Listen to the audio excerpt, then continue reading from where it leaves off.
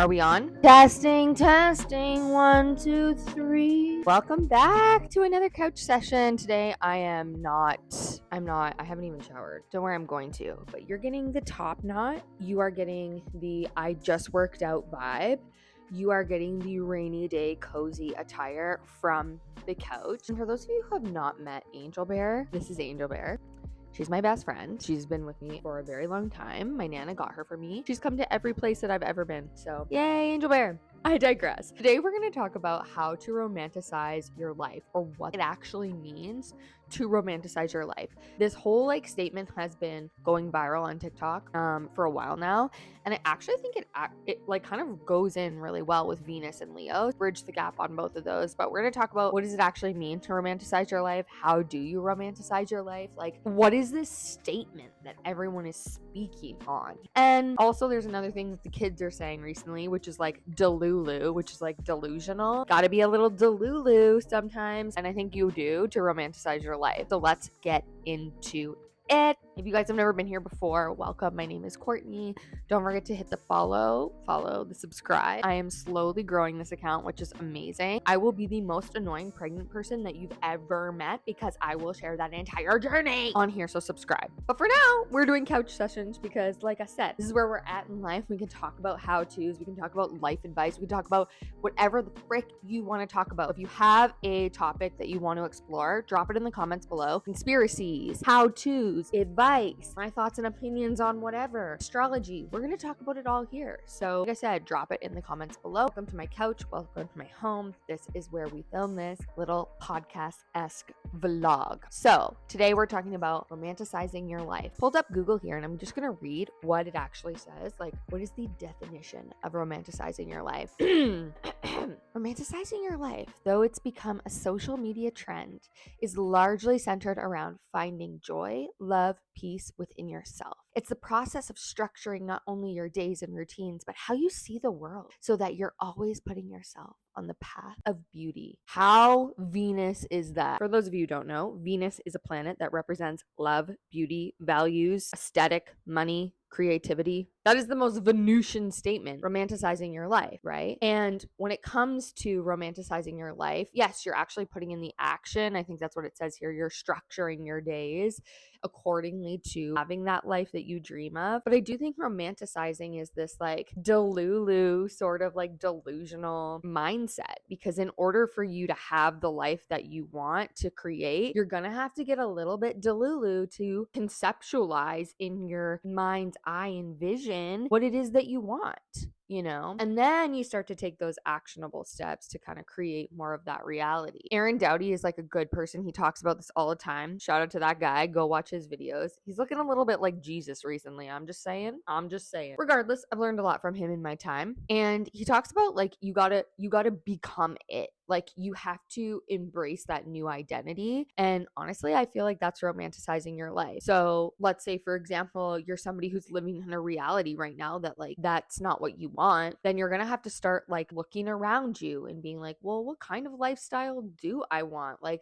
What is the job I want? How do I want to be making money? What are the friends that I want to be around? What do they do for fun? What are the spaces I'm in? Who are the people that I'm connecting with on a daily basis? That is sort of how we romanticize our life, right? You're sort of in this state. Maybe you're namasteing your life and you're meditating and you're I'm envisioning this. Now, I don't necessarily think you have to do it like that. Personally, that doesn't work for me. Look, I love meditating. Meditating is great, but if that is not the way that you visualize or feel into certain situations, how can you do this? Let me tell you, because I have some other solution. For me, I love writing. I love journaling.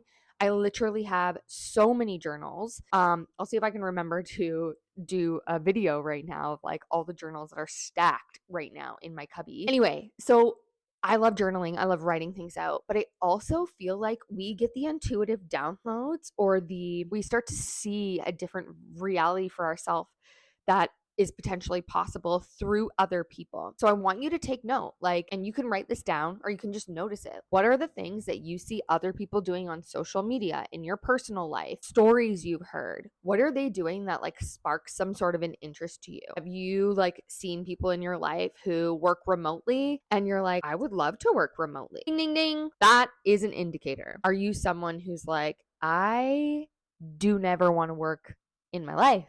I just want to have babies. I want to be a stay-at-home mom.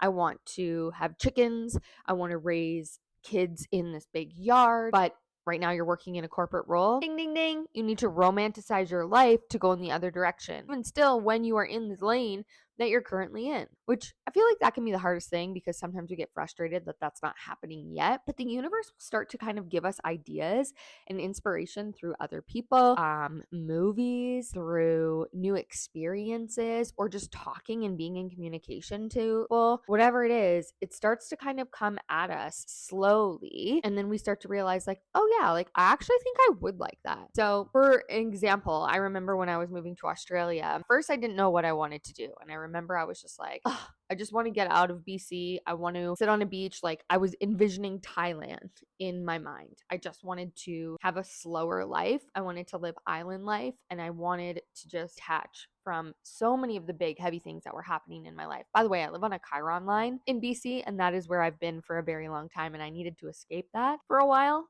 if you know what I mean. Basically from there, I was like, everyone kept asking me what do you want to do? And slowly it started to kind of that picture started coming more to me. I was like, well, I know I want to work. I know I'm going to get a working visa, a holiday visa. And I know that I want to work on an island in the Whitsundays. And I know I want to work with kids in a kids club. Those were 3 things. I didn't know how it was going to happen. I didn't even know if that existed. And I just I just took the things that I knew, and that wasn't a lot of information to go off of and create these big leaps and jumps into moving into something else. But I had to start romanticizing what that lifestyle would be like. And that's exactly what I started to do. It was not an easy route getting there. It was not an easy route getting there, okay? It challenged my faith. It challenged me to change a lot of the ways that I had previously been operating so that I could shift and move into that. Beliefs had to go. I was at rock bottom, and sometimes, let me tell you about a rock bottom. Sometimes a rock bottom is a blessing in disguise, because